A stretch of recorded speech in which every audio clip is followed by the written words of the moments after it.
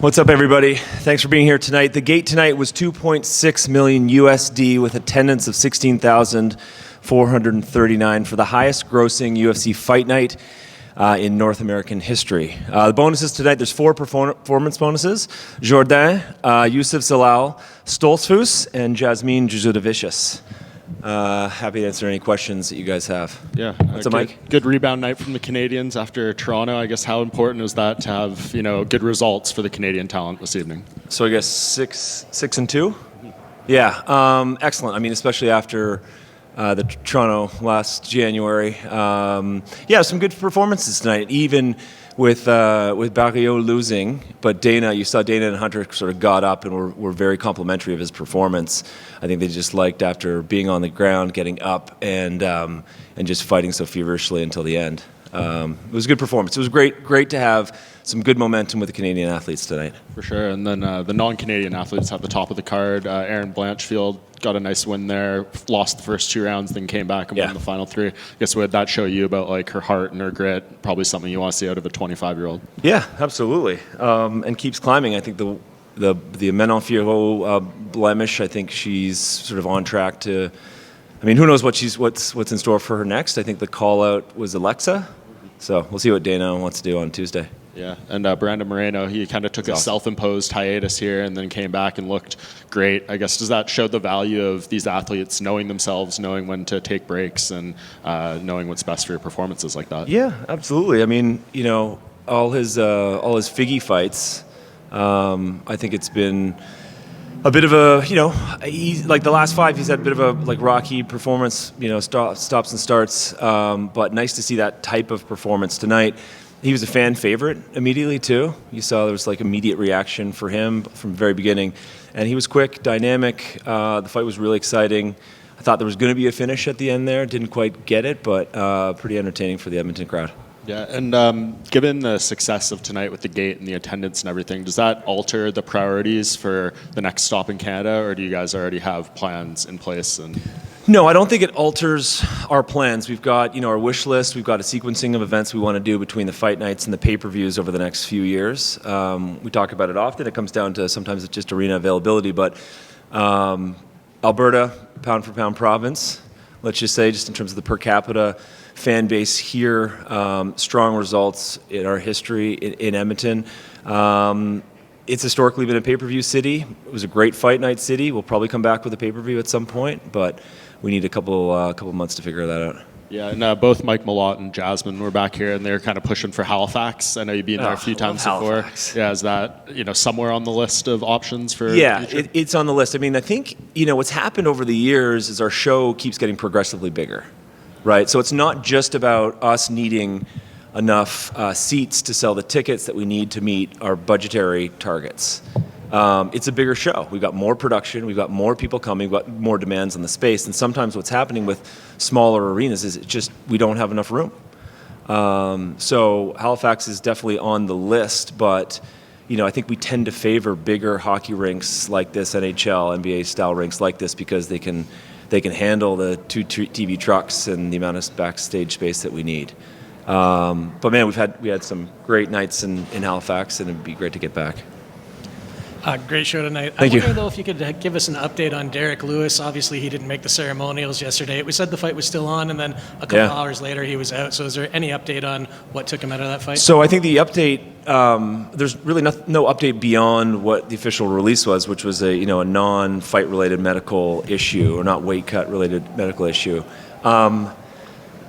Yeah, I mean, I think the situation yesterday was all happening in real time. So we didn't actually have enough answers at the point of the ceremonial weigh-ins yesterday. He weighed in yesterday morning. He had to cut a bit, but that's not uncommon for him. And then over the course of the afternoon, started to get medical treatment, and we just didn't have any answers. And so at that point, it made most sense for us to, proceed with the weigh-ins with Janice. And try to figure out what was going on before making any decisions. But listen, there's no substitute for taking the safe road when it comes to the athlete health and safety. So it was the right decision for him not to compete. Absolutely. And then what can you say about the toughness of Amir in that main event? I mean, Brandon Mareno looked great, but he hung in there right till the end. Yeah. I mean, you got 2 of them, the nicest guys on the UFC roster competing against one another, and they're both certified killers. And these guys went at it. Yeah, I mean, he endured, a full barrage from Moreno and kept going. And I think that's, what the fans deserved. It was a great fight. And the last one for me, outside of Canada, I mean, we heard from a number of athletes tonight who said, they don't care if the fans are booing them or cheering them, whatever. They just like fighting in front of fans. So are we going to see more road shows in 2025 kind of leaving the Apex more and more? Yeah, there will be. There'll be an increased number of events outside of the Apex relative to this year as we get into the 2025 schedule.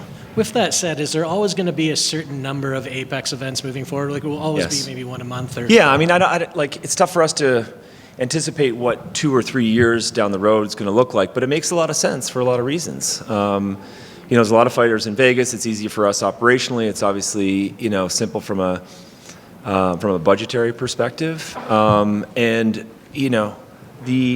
the rigor and the pressure and how laborious it can be to be on the road. I mean, you guys know it. You're week in, week out with us and other promotions. It's tough, and so I think having home games and being in the Apex where you can just turn off the lights and lock the door. It makes a lot of sense for us. So will we ever get back to pre-COVID of no Apex? I don't think so, but I think we're going to find the right balance for us. Thanks, Ed. Yeah, no worries. Right here. Yes, sir. Just speaking about the Apex shows and bringing the show elsewhere, a lot of European fans are longing for what it was like pre-COVID. We had a lot of European shows. We recently had the announcement of Ian Gary versus Joaquin Buckley. A lot of Irish fans thought, that would have made a perfect main event for a Dublin card. Mm-hmm. Just wondering, is there plans to go back to Dublin or some other shows in Europe, like we've had mainland Europe in Poland and Germany? Did you go to the Callum Walsh fight? I did not myself. I actually live in Canada, but I did. Okay, so great venue, but in a small venue. So could we take our show to that arena? It'd be challenging. We'd have to, it's not an insurmountable challenge. Like we'd be able to do it, but we'd be having a small event. It's a small arena. It doesn't have the space that we need necessarily. So are there more plans? Yes. We're going to be back in the UK next year. Whether, that's Dublin, probably London for us next year. And then as we get through next year, which is sort of the last year of our current media deal in the US, and we start to plan out what we want to do in 2026 and beyond in terms of the number of international events that we can have, the intention is to be able to go back to Europe more often. So you would say it is the size of the arena in Dublin right now that is a kind of a stumbling block to bring it? Yeah, I mean, Dana's talked about going to Croke Park a few times, but I think no roof, big football stadium is not the right venue for us. But listen, he was so impressed. I think our whole team loved being in Dublin for the Callum Walsh fight. Who knows? Maybe there's another model. Maybe it's a contender series. Maybe it's Dana White looking for a fight. Maybe he takes Callum Walsh back there. Thank you. Yeah, no worries. All right, guys. Thanks for your support this week. Another great event in Edmonton, and obviously another great event in Canada. So appreciate all the help, all the hard work. We'll see you guys soon.